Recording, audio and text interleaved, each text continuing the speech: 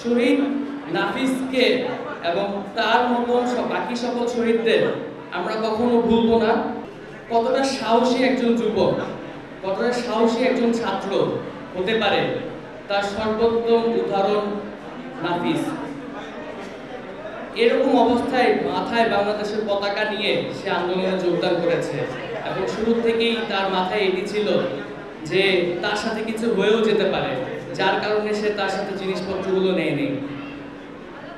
আমি ধন্যবাদ জানাতে চাই শহীদ নাফিসের বাবা মাকে।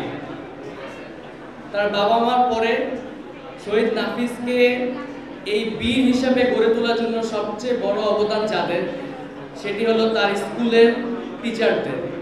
আমি ধন্যবাদ দিতে চাই সেই সম্মানিত শিক্ষকদের যারা এই শহীদ নাফিসকে গড়ে তুলেছে এবং বাংলাদেশকে এই বীর শহীদ নাফিস উপহার দিয়েছে, যাদের কারণে আমরা আজকে মুক্তভাবে কথা বলতে পারি, নিজেদের অধিকার জানাতে রাস্তায় নামতে পারি নির্দ্বিধায়।